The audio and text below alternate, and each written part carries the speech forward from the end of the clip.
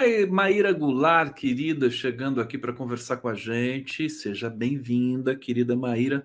Olha, eu vou começar pedindo para você falar um pouco sobre a sua visão, leitura desse genocídio em curso ao vivo, em TV, a cores, para o mundo todo, e essa, na verdade, um processo de virada de opinião pública internacional muito forte pró-Palestina, né? Como é que você está vendo isso? Seja bem-vinda. Saudade de você. Pode ativar aí o seu microfone. Oi, gente, bom dia a todo mundo. É um prazer sempre estar conversando aqui com você. Quero reforçar que essa temática internacional não é meu objeto de estudo, então eu vou falar como uma cidadã, como uma pessoa que sou uma cidadã. É, é, Acho interessante a virada da opinião pública. Acho que essa opinião pública aparentemente favorável a Israel, ela é muito motivada por um compromisso muito grande dos judeus em cultivar a opinião pública mundial favorável a eles, e acho que isso é um bom ensinamento, né, para outras temáticas que queiram, que precisem desse mesmo grau de aceitamento, de aceitação, né? E isso me chamou a atenção uma conversa que eu estava tendo outro dia com alguém que eu não me lembro, em que a pessoa perguntou assim: você já reparou que todo ano sai um filme muito bem cotado sobre a Segunda Guerra Mundial? Eu falei, sim, isso é verdade. E ela, e quantos saem sobre a escravidão? A escravidão também foi um holocausto, né? Então eu acho muito difícil comentar essa temática sem chamar atenção para os outros holocaustos e para como que a situação dramática do povo israelense tem que ser posta em perspectiva com outros dramas. E o que acontece hoje, perpetrado por Israel com os israelenses, que não tem envolvimento particular com nenhum movimento político, que é a grande maioria dos israelenses, é um ato deliberado de genocídio. Você cortar as rotas de abastecimento de bebida, de água, né, e de comida para uma determinada região é um crime de guerra, né? Se a gente for pensar no que o direito na guerra ele é algo que remonta à Idade Média, desde a Idade Média os povos europeus têm pactos para que durante a guerra algumas garantias sejam estabelecidas, sobretudo no tocante aos civis. É interessante que eu, durante um tempo, eu estudei um autor que chama Carl Schmitt, que no caso depois ele virou um nazista, mas ele não era, não foi durante toda a sua produção.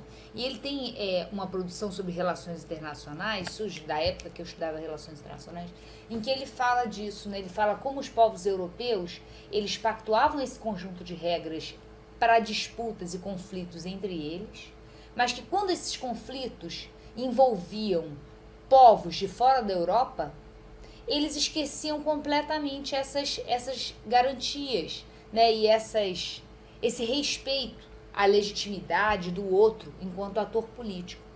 Quando eles travavam batalhas fora da Europa, eram guerras de aniquilação, em que tudo era válido. Isso me lembra um pouco a relação que está sendo travada entre não só Israel, mas os Estados Unidos, enquanto apoiadores estruturais desse movimento, e os civis palestinos. Pois é, uma situação que a gente continua aqui numa expectativa quase sempre frustrada e frustrante de que Israel possa respeitar algum tipo de recomendação. A ONU recomendou, né?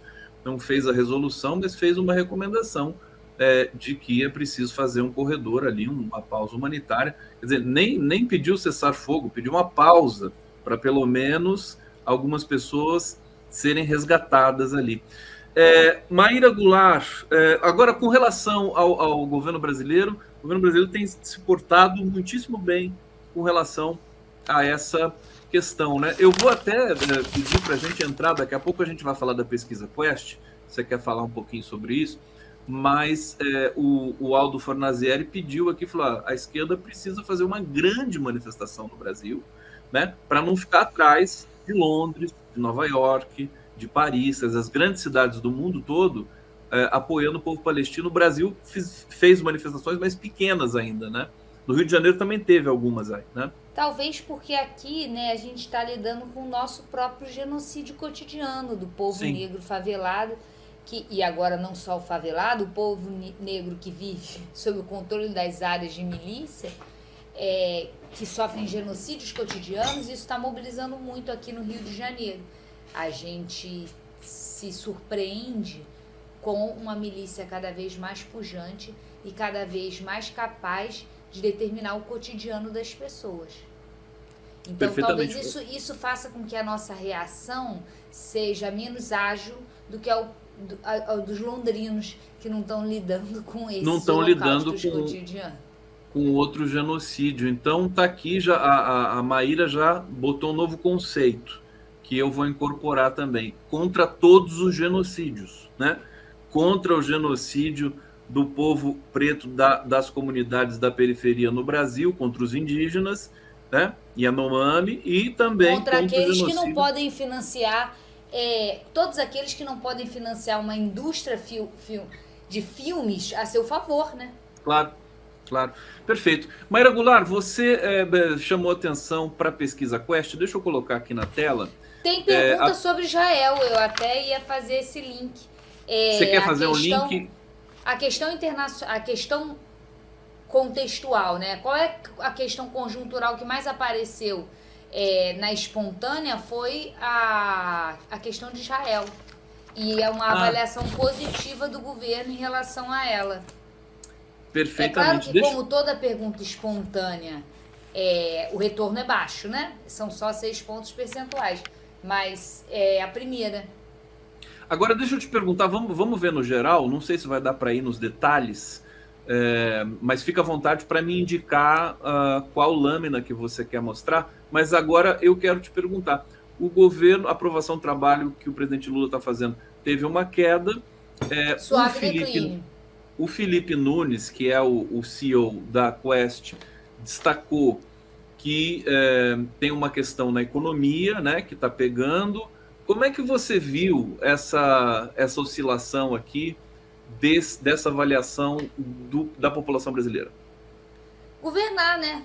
Governar é uma coisa que prejudica a aprovação. Dá trabalho, né? Dá trabalho, não atinge, não contempla a todos. Foi um período, esse período que foi avaliado pela Quest, 19 a 22, foi um período em que o presidente, que é a grande figura, isso mostra para mim muito a centralidade do Lula, né? É um período que o Lula estava fora, ele estava em virtude da cirurgia dele, ele apareceu pouco.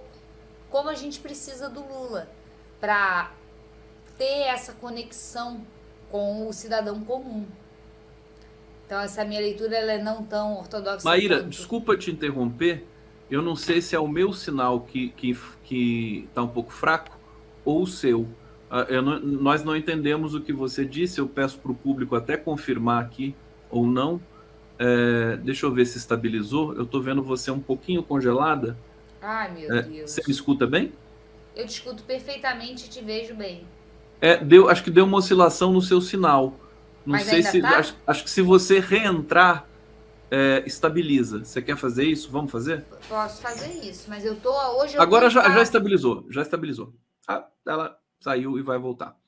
Já tinha estabilizado. Coisas das redes e coisas da internet, tá, gente? Peço desculpas aqui, mas isso faz ossos do ofício, né? Faz ossos do ofício. Faz parte a gente ter, às vezes, uma queda de sinal e aí a gente restabelece imediatamente. Tá aqui, gente, Maíra, de novo. Quando eu tô em casa, fica a internet ruim. Não, já tinha estabilizado. São oscilações normais. Então, vamos lá. Não, gente. Pode retomar do ponto que você estava falando. Acho que inicia de novo, porque a gente perdeu. Eu acho muito relevante a análise do Felipe Nunes. E a minha análise é complementar. Ele salienta uma dimensão, eu vou salientar outra. Que é a centralidade da figura do Lula nessa frente ampla que ele governa. Porque esse período em que esse suave declínio se acentua é o período em que o Lula esteve fora dos holofotes. em virtude da operação que ele fez. Então, a meu ver, esse suave declínio mostra o quão central são as aparições do Lula. Como que a figura dele é ainda o elemento chave nessa frente ampla. Esse é o ponto central para você. Não é um ponto central, é um ponto complementar à análise do Felipe Nunes, que é basicamente aquilo que eu falei primeiramente. Governar desagrada, é complicado, em reta final de aprovação de orçamento no governo. É um momento de ajustes, né? Momento de ajustar muita coisa. Qual outros pontos que você destacaria? Acho que tem alguns por exemplo, pontos que eu acho. Assim, eu só ia dar o exemplo da questão da Frente Amplíssima e do Lula, por exemplo, indicar para a Caixa Econômica um correligionário do Arthur Lira, dentre outras coisas, entendeu? Dessas concessões que ele faz. Sobre isso, meu comentário nunca tivemos um negociador e um articulador político tão eficaz quanto Arthur Lira. Porque eu não consigo nem comprar remédio na farmácia com a rapidez em que ele, uma vez tendo sido concedido a presidência da Caixa, ele aprovou o projeto de lei de interesse do governo. Não demorou 1h30 de separação. 1h30 a farmácia ainda não entregou aqui na minha casa. Então, assim, nós estamos diante de alguém que, cumpre o que promete, 2, é um grande articulador. Então, antes de rifarmos e colocarmos eles como o inimigo número 1, eu acho que o governo tem que usufruir da possibilidade de ter um articulador dessa natureza. Isso tem que ser algo levado em conta nos cálculos que o governo está fazendo. Usar esse articulador. Porque se não for, na ausência dele, essa movimentação de Congresso fragmentado, são 513 deputados, cada um senhor do seu próprio destino. Partidos cada vez mais funcionando como distribuidores de recursos, agenciadores de recursos. Então, você ter um negociador como Arthur Lira é algo que facilita. Então, assim, diferentemente da maioria das pessoas que fica, que eu acho muito difícil fazer normatividades descoladas do real. Temos Arthur Lira. Usemos Arthur Lira. Você não pode... Tudo bem, idealizar não é proibido, mas também lidar com o real não é proibido, né? Maíra Goulart, e o Lula é muito eficiente. Inclusive, eu acho que, assim, você falou da rapidez... É o que o governo precisa fazer. Pois é. Eu acho que essa é uma diferença do Lula, quando a esquerda não entende muito bem a movimentação do Lula, é que ele não tem preconceito, né? Para o bem ou para o mal. Ele não tem privilégio. Ele vai conversar, né, com lideranças. E agora, o que me impressionou é que o Lula ele postergou esse ajuste, né? E ele tem feito sempre isso com o Arthur Lira. Ele sempre demora muito para atender. Vamos lembrar das trocas nos ministérios. E o Arthur Lira devolve assim, papum. A votação, e não é uma votação pouca, de margem de 300 votos, o que realmente é impressionante. Tem que ter esse cuidado, né? Quer dizer, eu acho que o Lula está... Você acha que o Lula está conduzindo bem esse processo? Eu acho que ele está conduzindo... Não é que ele não tenha preconceitos, é que ele, assim como qualquer governante eleito e que queira aprovar uma agenda, tem que suspender os seus preconceitos. Maquiavel nos diz isso, né? Maquiavel, eu sei que nesse momento eu estou sendo muito didática, mas o Maquiavel, quando ele fala que o bom príncipe não é um bom homem, um bom cidadão, ele está dizendo que aquele que governa não pode ter os mesmos pruídos, os mesmos preconceitos, os mesmos princípios que um cidadão comum tem. Porque aquele que governa tem uma responsabilidade que o cidadão comum não tem. Eu acho que o Lula é um bom exemplo disso. Eu vou ver se volto a escrever um artigo assim, falar do caráter polifônico da governança do Lula, como o Bakhtin em Dostoiévski, né? Quer dizer, é polifonia. O Lula se coloca na posição de vários atores, porque ele lida e ele cresceu politicamente ouvindo muita gente, e enunciando muitas coisas que são operadas ali na coletividade. Eu vou provocar a Maíra um pouquinho, porque a Kátia está dizendo aqui: discordo completamente, porque Lira não é um articulador no bom sentido da palavra. Você acha que dá para fazer essa diferenciação, quer dizer, um bom articulador, um mau articulador? O Lira entrega, a rigor, o que lhe é requisitado. O que você responderia para a Kátia? Vamos fazer em linguagem, né? Essa oposição bom, mal com U não é útil para analisar o que a gente está querendo analisar aqui, que é a capacidade de cumprir acordos, né? Cumprir pactos. Talvez seja melhor a ideia de bem e faz uma coisa bem, faz uma coisa mal, com L, né? Que é uma mensuração mais objetiva sobre a performance de um ator e não sobre a sua moralidade. Então a gente não está trabalhando na chave bom-mal, e sim bem e mal, com L, se ele performa bem ou mal. E ele está performando bem, ele está entregando aquilo que ele promete. Ele cobra um preço, quando você paga esse preço, ele entrega. Isso é uma ferramenta muito útil para quem quer fazer passar uma agenda. E a rigor é uma ferramenta do mundo democrático. Perfeito. Enganado? O Arthur Lira não é uma imposição antidemocrática.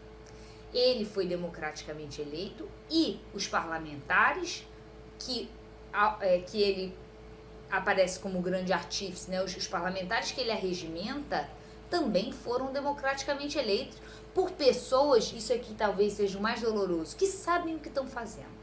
Essa ideia de que as classes populares, que o outro, né? Esse outro que não sabe o que faz, que vota errado, esse outro não existe. As pessoas sabem o que fazem e votam conscientemente, ainda que a gente não concorde com elas.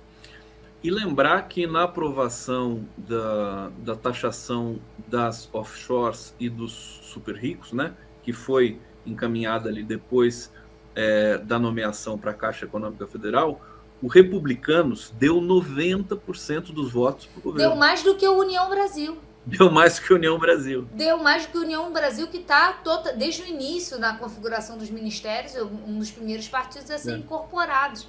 Então, assim, essa questão de bolsonarismo, não bolsonarismo, isso serve para alguns deputados.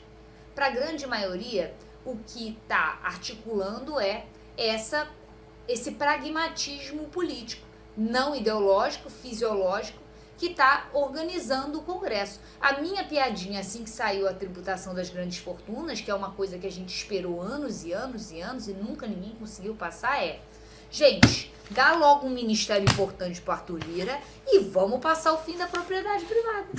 Vamos passar. O fim do quê? Da propriedade privada. Como assim, o fim da propriedade privada? É o comunismo. O fim da propriedade privada é o comunismo. A gente dá um ministério importante para o Arthur Lira. Importante. Ele passaria até isso, né, Maíra? E a gente faz assim, fim da propriedade privada. É verdade esse bilhete. E vai passar. Tem que Eu aproveitar. acho que tem que usar esse articulador para passar coisas. É uma piada, mas esse é meu ponto. É que a gente tem que aproveitar esse articulador para passar os elementos importantes da agenda. Não vamos lotear coisas e pedir algo em troca que não seja muito contundente. Não estou dizendo que o que foi, porque a taxação de grandes fortunas é algo importante. Mas vamos aproveitar que existe esse articulador e vamos utilizá-lo como nossa bala de prata. Maíra Goulart, aqui no Giro das 11, a gente está encaminhando aqui para o último bloco. O Tia está dizendo aqui o seguinte: lembrem de homenagear o Saci Pererê. Hoje, seu dia, que ele deu um fim às guerras e com seu furacão suma com Netanyahu e Zelensky abraçadinhos com Biden. Olha só que bonitinho. Adorei. Dá uma charge isso aqui, hein? Alô, Miguel Paiva. Maravilhoso. Ô Maíra, sobre essa polêmica, não polêmica, falsa polêmica, questão fiscal, Haddad e Lula, eu quero te ouvir um pouquinho. O que você Acho muito interessante esse tema, porque eu acho que isso é um governo. Temos um governo. E um governo é algo que inclui pontos de vista distintos, que são capazes de existir sem se implodir. Eu não concordo que o Haddad tenha sido desrespeitoso com o Lula, nem Lula desrespeitoso com o Haddad. Acho que o Haddad, sim, foi um pouco desrespeitoso com os jornalistas. Acho que o PT tem um problema de comunicação que é, de alguma maneira, mitigado pelo fato de ter a maior liderança política da história recente, que é o Lula, o melhor comunicador da história recente. Como a gente tem um gênio, essa fragilidade constitutiva em termos de comunicação passa, não nos prejudica de modo quanto mais, mas isso precisa ser melhor resolvido. O que não nos exima de elogiar esse jogo. É um jogo muito interessante, em que você tem atraindo o mercado e passando confiança para o mercado, e outro que, por ter uma popularidade sólida em termos de classes populares, que era o que eu ia comentar sobre a pesquisa, ele se permite, né, adotar uma postura mais crítica em relação ao mercado.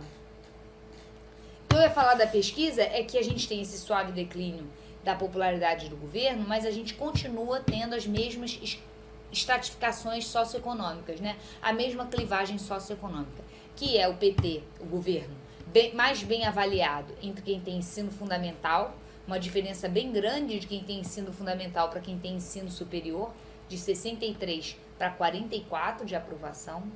Nós temos uma diferença muito grande, até maior, quando a gente pega a renda. Nós temos de 63 a avaliação para quem ganha até 2 salários mínimos de avaliação positiva e de 41 de avaliação positiva para quem tem mais de 5 salários mínimos mensais. É uma diferença de menos 22 pontos percentuais, que aí o que eu achei interessante em termos anedóticos. É maior do que a diferença de aprovação quando a gente compara católicos e evangélicos. Isso é para aqueles que acham que o inimigo é o evangélico, que o problema está nos evangélicos. Muitos nós da esquerda achamos isso. A diferença entre católicos e evangélicos é menor, em termos de aprovação do governo, do que as diferenças entre pobres e ricos. Então, o nosso problema... O Lula ele dialoga relativamente bem com os evangélicos, até porque eu acho que a gente enquadra mal, né, o fenômeno, né? Porque os evangélicos são as classes... Exato. Falar mal de evangélico é falar mal de gente pobre. Enquanto a gente achar que existe uma epistemologia da pobreza que é refratária aos conteúdos progressistas, nós não vamos a nenhum lugar. A gente vai continuar nessa posição de superioridade moral que estivemos durante o iluminismo e que criticamos em todas as nossas teorias decolonial, pós-colonial, mas que acabamos incorrendo no mesmo erro quando a gente se refere aos evangélicos e às classes populares hoje. Aquelas que elegem parlamentares do patamar de Arthur Lira, aquelas que elegem os seus representantes religiosos no parlamento. A gente tem que entender que essa é a linguagem da democracia e se adaptar a ela. Maíra Goulart aqui no Giro das 11, a gente chegou aqui no final da nossa edição do Giro. Deixa eu ver se tem alguma informação urgente aqui para atualizar com vocês. Bom, pacote de segurança para o Rio de Janeiro está sendo levado por Lula. Achei sensacional a fala do Lula de: no meu governo não vai ter GLO. Até que enfim alguém botou os pingos nos is. Não é legal. Esse modelo de intervenção não é bom. Ele só serve para usar mais violência contra as classes populares. Perfeitamente. Olha, continuem com a nossa programação. Obrigado a presença de todos aqui no Giro das 11. Vamos continuar aqui fazendo jornalismo ao longo do dia. Obrigado, Maíra Goulart. Super beijo para você. Eu que agradeço, querido. Sempre bom. A gente está de volta amanhã. Desculpa a coisa da internet. Perdão. Não, já foi tranquilo. Ossos do ofício. Semana que vem a Maíra está de volta aqui conosco e amanhã a gente está aqui mais uma vez para trazer melhor análise da informação e das notícias do mundo e no Brasil. Obrigado, gente. Valeu!